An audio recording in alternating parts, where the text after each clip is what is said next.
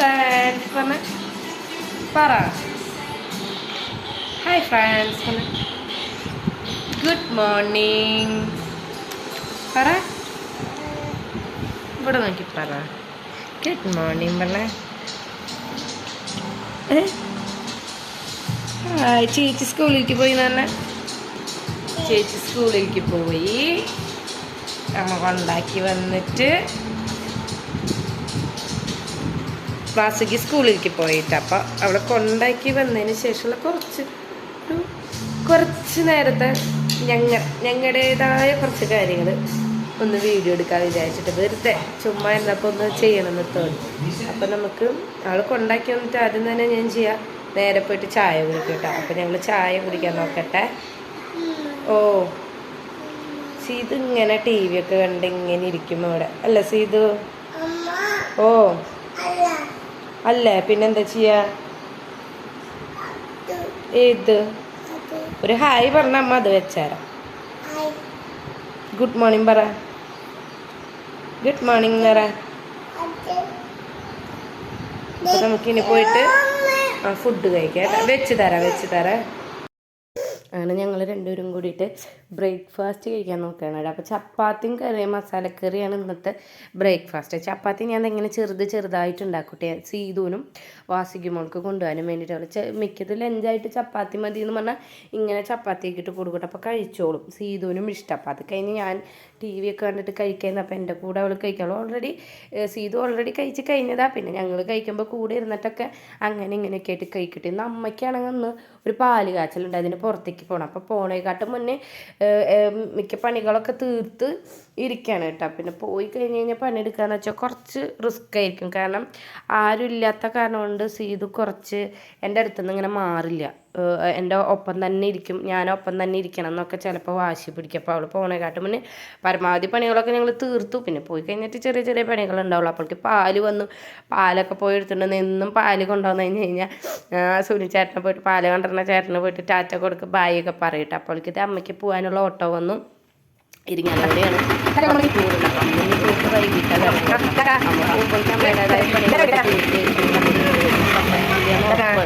ചാറ്റൊക്കെ കൊടുക്കുമ്പോൾ ആദ്യമൊക്കെ വാശിയൊക്കെ പിടിച്ചിരുന്നിട്ട് കൂടെ പോകുന്നുണ്ടിട്ട് പോവാറായപ്പോഴേക്ക് ആൾ സെറ്റ്.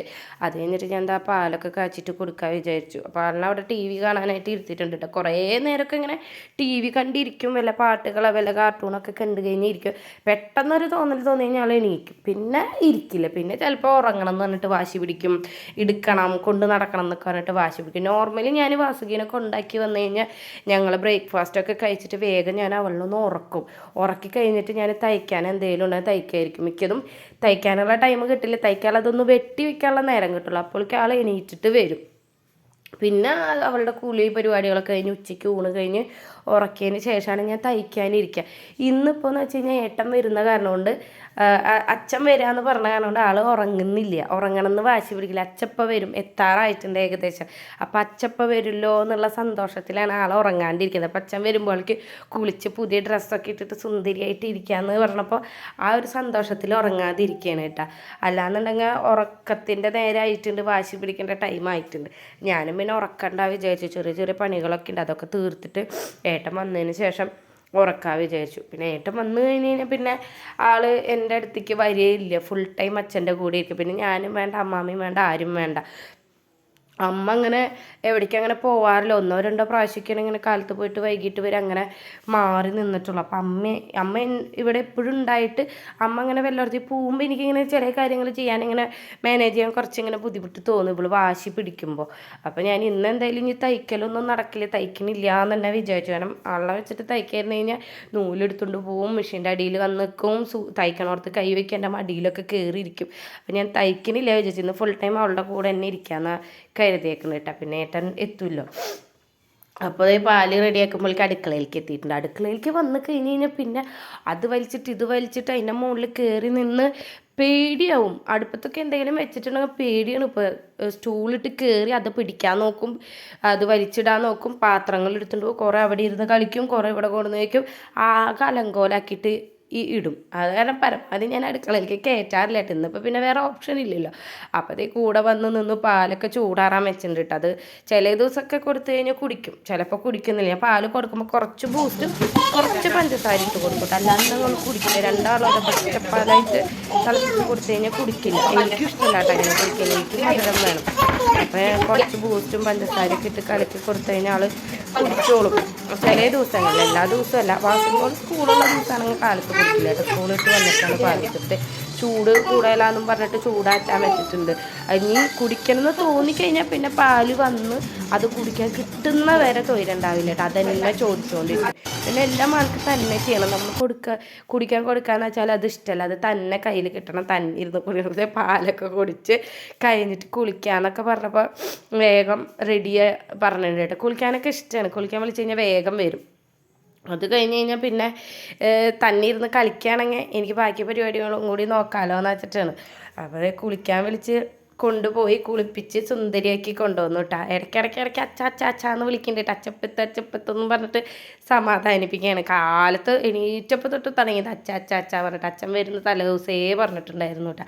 അപ്പോൾ അതേ കുളിയൊക്കെ കഴിഞ്ഞ് വന്ന് നല്ല ഉടുപ്പൊക്കെ ഇട്ട് സുന്ദരിയായിട്ട് കൊണ്ടിരുത്തി നോക്കിയപ്പോൾ കൈമയും കാലുമൊക്കെ നഖം വളർന്നിട്ടുണ്ട്. അവൾക്ക് ആഴ്ചയിൽ ഒരു 2 പ്രാവശ്യമെങ്കിലും വെട്ടേണ്ടി വരും. പെട്ടെന്ന് നഖം വളരും കേട്ടോ. വാസുകിക്കൊന്നും അങ്ങനെ ആയിരുന്നില്ല. 2 ആഴ്ച കൂടുമ്പോഴൊക്കെ വെട്ടിക്കളഞ്ഞാൽ മതിയോ. കൈമ നഖം ഉണ്ടാവില്ല വാസുയുടെ, കാരണം കടിച്ച് കളയും. കാൽമ മാത്രമേ വെട്ടേണ്ടി വരാറുള്ളൂ. സീതു നഖം കടിക്കില്ല. കൈമയൊക്കെ പെട്ടെന്ന് നഖം വളരും.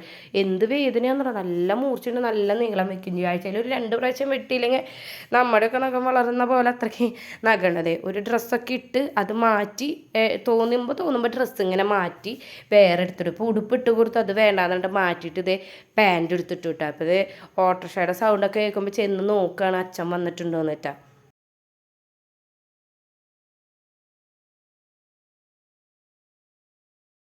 ഞങ്ങൾ അച്ഛനെ കാത്തിരിക്കാന്ന് പറഞ്ഞേ. പറ അച്ഛനെ നോക്കിയിരിക്കാൻ പറഞ്ഞു. ചേച്ചി എവിടെ പോയി സീതു? ചേച്ചി എവിടെ ചേച്ചി എവിടെ പോയി എന്ന് പറഞ്ഞ? ചേച്ചി ഉക്കുളി പോയി. ഉമ്മ കുടിക്കാനാ പോയത് ചേച്ചി? ഉക്കുളിക്കല്ലേ പോയത്? ഓട്ടച്ചേടെ സൗണ്ട് കേൾക്കണ്ടോ നോക്കി? കേൾക്കണ്ട? ആ ഓട്ടച്ചേടെ സൗണ്ട് കേൾക്കണ്ടല്ലോ. അച്ഛൻ വരുന്നില്ല, സൗണ്ട് കേൾക്കണ്ടല്ലോ. ഇറങ്ങട്ടെ. വിളിച്ചു വയ്ക്ക അച്ഛനെ. വിളിക്ക് അച്ഛനെ, വിളിക്ക് വേഗമായ വരെ. വേഗമായ വരെ. എവിടെയാ? ഓട്ടച്ചേണ്.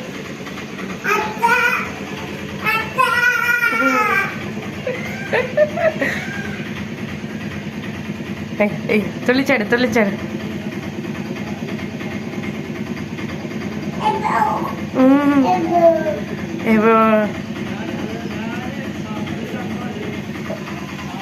അപ്പോൾ ഇന്നത്തെ വീഡിയോ അത്രയേ ഉള്ളൂ കേട്ടോ. വാസുക്ക് പോയതിന് ശേഷമുള്ള കാര്യങ്ങൾ കുറച്ചൊന്നും ഞാൻ ജസ്റ്റ് വീഡിയോ ആക്കിയിട്ട് എടുത്തതാട്ടോ. അപ്പോൾ നെക്സ്റ്റ് വീഡിയോയിൽ കാണുന്നവരേക്ക് tata bye bye, see U.